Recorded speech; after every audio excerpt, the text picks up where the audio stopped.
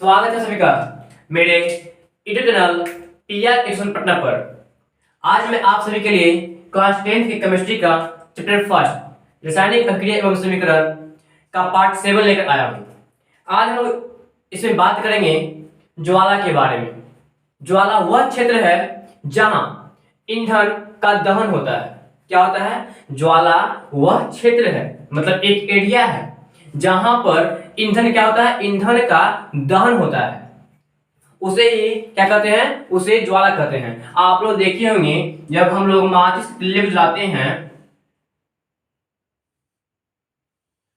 जब हम लोग माचिस तिल्ले जलाते हैं तो आप लोग देखे होंगे वहां पर कुछ आग जैसा निकलता है, आग उत्पन्न होता है। तो उसी आग को ही कहा जाता है क्या चीज? ज्वाला। क्या कहते हैं? ज्वाला कहते हैं। ठीक है, तो याद रखिएगा ज्वाला किसे कहते हैं? तो ज्वाला वह क्षेत्र है, ज्वाला वह क्षेत्र है जहां ईंधन का दहन होता है। क्या होता है? जहां ईंधन का दहन होता है। अब चलिए देखते हैं आगे हम लोग। ज्वाला जो होते हैं इनमें 3 मंडल होते हैं। ज्वाला में कितने मंडल होते हैं? ज्वाला में 3 मंडल होते हैं। तो देखिएगा, ध्यान दीजिएगा, मैं एक कैंडल का ज्वाला का हम लोग वर्णन करते हैं।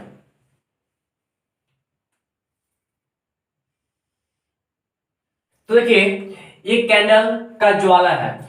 इस ज्वाला में 3 मंडल होते हैं, और दैदीप्यमान मंडल, दैदीप्यमान मंडल और केंद्रीय मंडल। तो देखिए, जो सबसे केंद्र में होता है, एकदम अंदर में बीच में जो होता है, उस मंडल को कहते हैं केंद्रीय मंडल। क्या कहते हैं? उस मंडल को कहते हैं केंद्रीय मंडल। उस क्षेत्र को कहते हैं केंद्रीय मंडल। और इसमें इसका जो कलर होता है, रंग जो होता है, वह कैसा होता है? वह काला होता है। कैसा?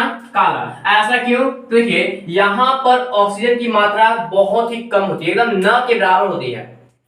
यहाँ पर ऑक्सीजन की मात्रा एकदम न के बराबर होती है, जिसके कारण यहाँ पर ईंधन का दहन पूर्ण रूपेण नहीं हो पाता है। इसलिए इसका कलर कैसा होता है? इसका कलर काला होता है।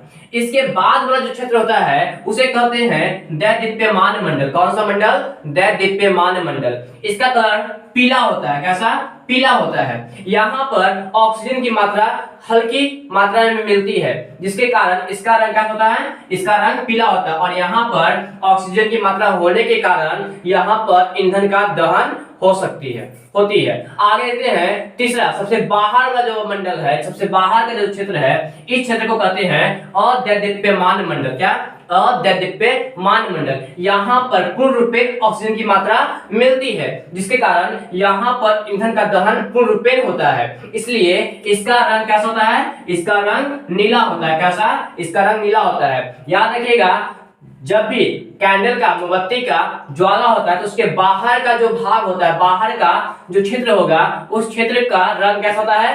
नीला होता है। उस मंडल को क्या कहते हैं? उस क्षेत्र को क्या कहते हैं? उस क्षेत्र को कहते हैं अदैदीप्यमान मंडल कहते हैं। उसके अंदर का जो भाग होता है, जो अंदर का क्षेत्र होता है, उस क्षेत्र को दैदीप्यमान मंडल कहते हैं। इसका रंग कैसा होता है? इसका रंग पीला होता है। और सबसे अंदर का जो क्षेत्र होता है उसे केंद्रीय मंडल कहते हैं, और इसका रंग कैसा होता है? इसका रंग काला होता है। अब देखिए, दहन, दहन जो होता है यह पूर्ण रूपेण गैसीय ईंधन का, किसका? गैसीय ईंधन, गैसीय ईंधन और द्रवीय ईंधन, इन दोनों का दहन जो होता है वह पूर्ण रूपेण होता है। क्या होता है? गैसीय ईंधन का और द्रवीय ईंधन का, इन दोनों का दहन पूर्ण रूपेण होता है, जिसके कारण इन दोनों का जो रंग होता है वो कैसा होता है? ज्वाला का, इसका ज्वाला का रंग होता है नीला। कैसा? नीला। चाहे वह गैसीय ईंधन हो, चाहे वह द्रवीय ईंधन। जैसे मान लीजिए गैसीय ईंधन में एलपीजी, एलपीजी जब जलाते हैं तो देखिएगा उसका जो ज्वाला उत्पन्न होता है वह कैसा होता है? वह नीला होता है। द्रवीय ईंधन की बात करें तो द्रवीय ईंधन में जैसे केरोसिन, केरोसिन जो होता है इसे जलाते हैं तो इसका रंग कैसा होता है? इसके ज्वाला का रंग भी नीला होता है। पेट्रोल जब जलाते हैं तो उसके ज्वाला का रंग कैसा होता है? नीला होता है। तो याद रखिएगा कि गैसीय ईंधन या द्रवीय ईंधन का ज्वाला का रंग कैसा होता है? नीला होता है। ठीक है, तो ये था ज्वाला और ज्वाला के प्रकार था। आगे हम लोग नेक्स्ट वीडियो में पढ़ेंगे चैप्टर सेकंड से। चैप्टर सेकंड में है अम्ल, भस्म और लवण, इनके बारे में हम लोग पढ़ेंगे चैप्टर सेकंड में। और अगर आपको मेरी वीडियो ये अच्छी लगी हो तो इसे लाइक, कमेंट, शेयर जरूर करें। और अगर अभी तक आपने इस चैनल को सब्सक्राइब नहीं किए हैं तो सब्सक्राइब कर लें।